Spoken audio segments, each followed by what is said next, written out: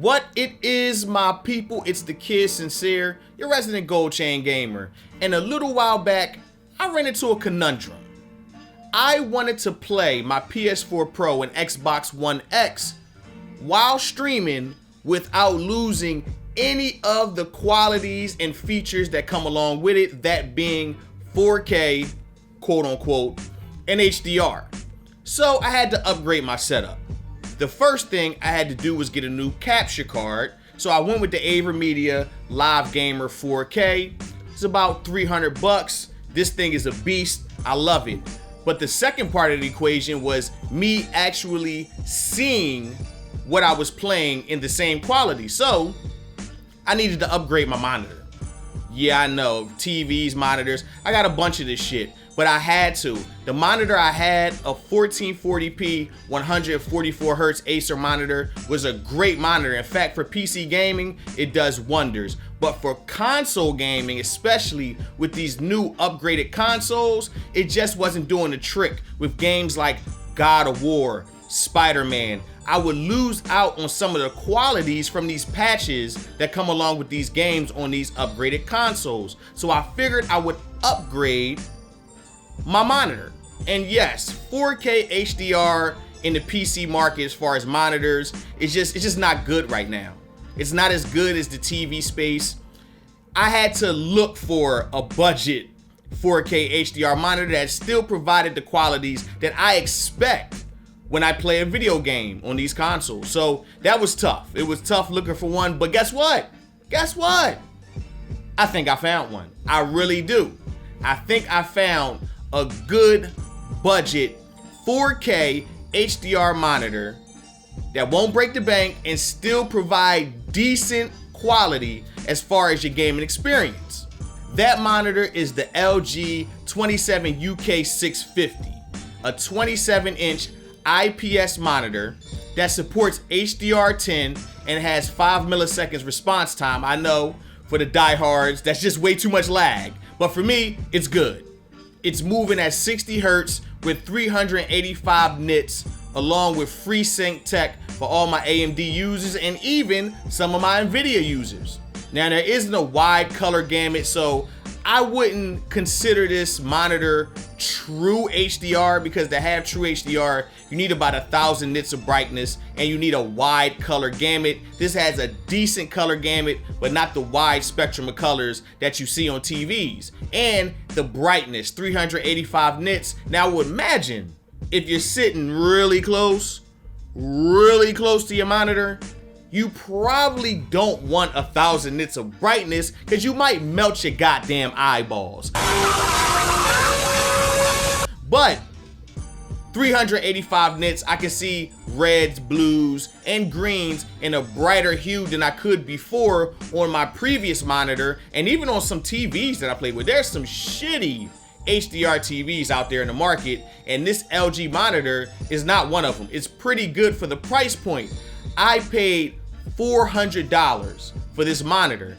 This was in October. Right now, they should be going for around $350 or maybe even $300. If you can snag this monitor for $300, it's a steal. And I'm gonna tell you why. I'm gonna give you some pros and some cons. I'm not gonna dive too deep into the technical aspect of this monitor, because all of those specs and stats you can find online with a simple Google search. I'm gonna give you what I've experienced over the last 4 or 5 months. In fact, it's been over that. It's been about 6 months, 7 months since I had this monitor. So I'm gonna give you some pros and cons on my experience with the LG UK650. A first pro I like is the design.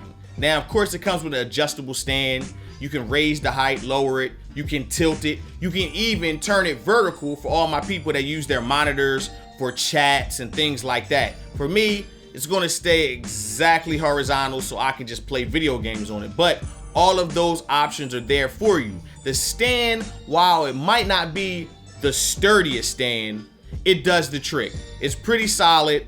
It wobbles a little bit, and I think most stands do. But this one is pretty solid, sits pretty stiff on your desk. Pause.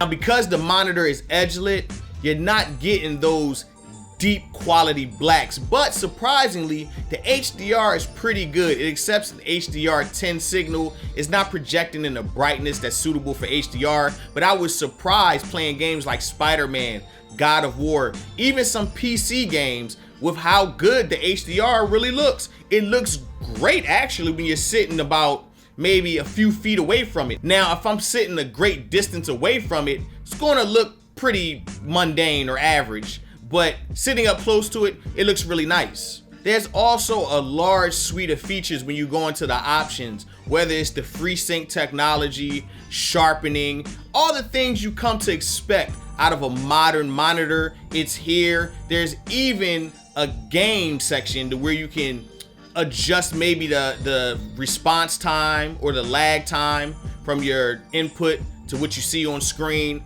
All of those things for adjustment in game are options there for you. Of course, brightness, contrast, and all those things. You won't need those playing in HDR. They do have an HDR setting for you to set the brightness in that mode, but for the most part, it's pretty run-of-the-mill stuff. Now, because this is an IPS monitor, you can sit directly in front of it, maybe a little off to the side, and still get the same quality that you get sitting in front of it. I like that. I also like the fact that there's very minimum glare. I don't know what exactly they use for the screen, but there's little to no glare. Even if I'm shining a light like I am now on it, you don't really see much glare off the screen, which I think is dope. One thing that I don't like is the amount of inputs, and usually this goes for most monitors. There's one display port, 2 HDMIs, and an input jack for your headphones. Would've liked some speakers, even if they weren't good. They could have been trash speakers. I like speakers on my monitor. Just in case I need to use sound to maybe fix something, I can just turn the sound volume up and hear what I need to hear, and then maybe plug the speakers back in. That option is not here. There is no speakers on board for this monitor, which probably drove down the cost and the price for it. So I can't be too mad, but yeah, that would have been a lot better if it had. Another thing I didn't like is that the screen is not really edge to edge. They advertise it as this edge to edge screen, and it's not. There's a little black border in between the screen and the edge of the monitor. That's false advertisement, LG. It's not really true edge to edge. It's close enough. I don't mind it. It doesn't bother me while I'm playing or editing, but yeah, it's not true edge to edge. That's pretty false. And my last con is that it does have auto detect when you put in another input. And for me, I use a lot of different inputs because whether I'm going from streaming to editing video, I have 2 different PCs running. I have a lot of stuff going on, consoles. So I'm using up all the inputs. And while they do auto detect that there's an input in there, you have to accept that that's the input that you want to use. But I believe that if you put the input in there and that's where the signal is coming from, it should just automatically come on, as with most monitors, just not this one. Now, if you're buying this monitor strictly for the HDR, I don't think that's the right move. While the HDR is comparable, it's not the best you can get. Now, of course, you're paying a budget price for this, so you know, you kind of can get what you can get out of it. But if you're looking for those deep, rich blacks, you're not gonna get it here. The display is edge lit, so you're gonna get some gray, maybe even washed out looking blacks at times. Now, when the screen goes black, you don't see it. But when it comes back on, you can see the light actually emanating from the sides, lighting up the display. So you're not gonna get the blacks that you normally expect from HDR. It's only 385 nits, so the brightness is not gonna make your eyeballs bleed. So if you're buying it strictly for the HDR, probably ain't the way to go. Now, for content creators, you get the benefit of being able to edit in 4K while also using HDR for some of your colors.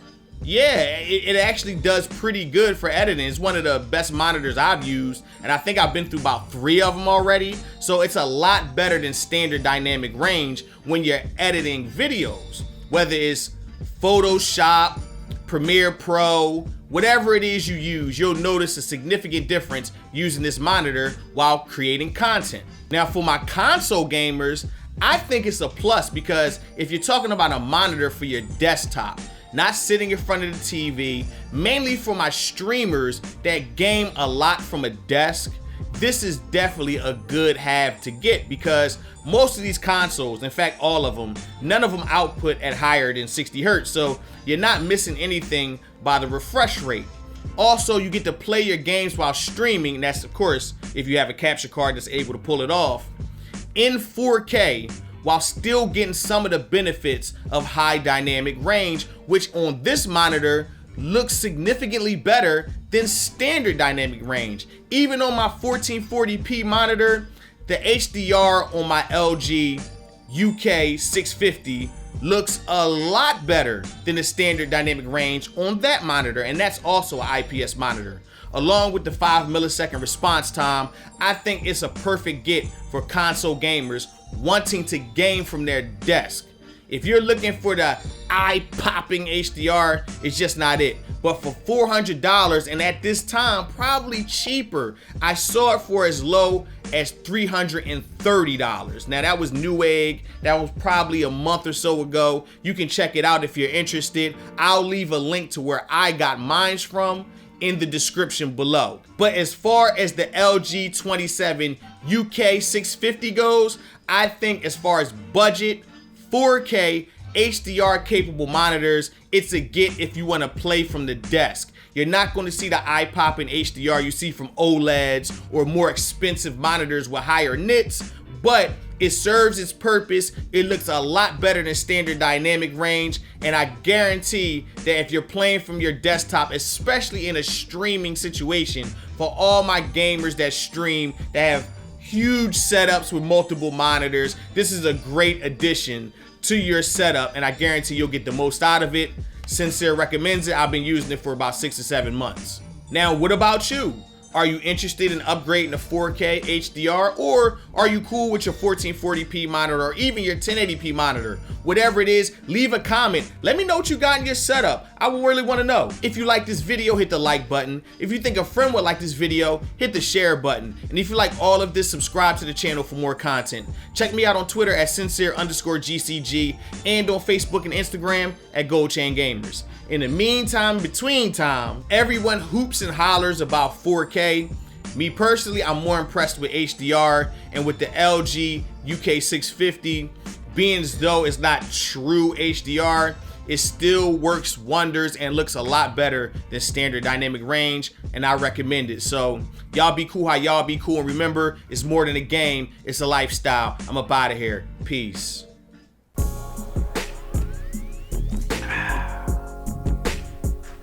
Wait, you still here? Well, since you're here, subscribe to the channel or check out my last video. Either way, thanks for watching and cheers, I guess. Now, how do I take over the world? Step 1.